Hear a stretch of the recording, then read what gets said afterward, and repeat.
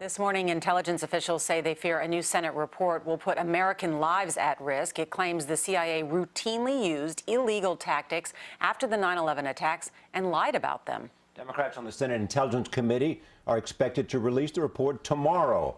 On Face the Nation Sunday, former CIA Director Michael Hayden said the report should be kept quiet.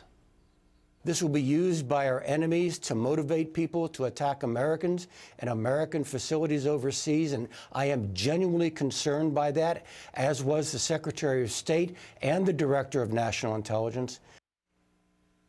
CBS News national security analyst Juan Zarate is here in Washington. He was Deputy National Security Advisor under President George W. Bush.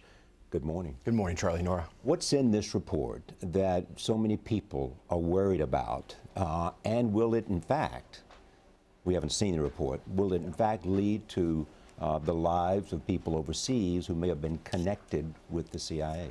Well, Charlie, I think people are worried that this reopens a debate about the interrogation program itself and the enhanced interrogation techniques in place. The report, based on what we know, will indicate that the CIA not only went beyond the bounds of the law, but that the program wasn't effective, and that in addition, the CIA misled the White House and even Congress. And so that's the explosive part of the report that so many officials are worried about. But the question is, will this put fuel on the fire of those who will use the report to animate anti-American sentiment? And I think the answer is yes. But not only did they mislead, but it's some reports that they lied, and they are vehemently, the people involved are denying it, CIA people. And the question is, are the Bush administration officials, and you were one of them, backing up these CIA people no longer there in some cases? I think the concern with the report, Charlie, is threefold. First, that the CIA officials who were responsible for the program itself weren't interviewed and weren't spoken to by the investigators. And so the report is seen as perhaps incomplete. In addition, Congress itself is not being held to account for what it knew, what it was briefed on, what it was asking, actually, of the CIA to do.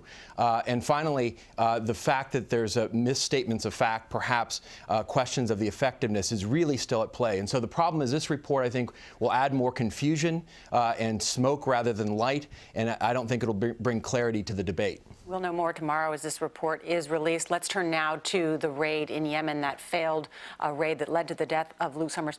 What happened here? Well, what you had was actionable intelligence. The military, the intelligence community knew where he was. They thought his life was in danger. Al-Qaeda had said that they were going to execute him. There was the failed rescue just a week and a half ago. So we had actionable intelligence. The problem was these operations rely on stealth. And the operation was compromised, and that was really the problem at the end of the day. And Al-Qaeda was ready for this. They knew that we were going to rescue, and they wanted to kill.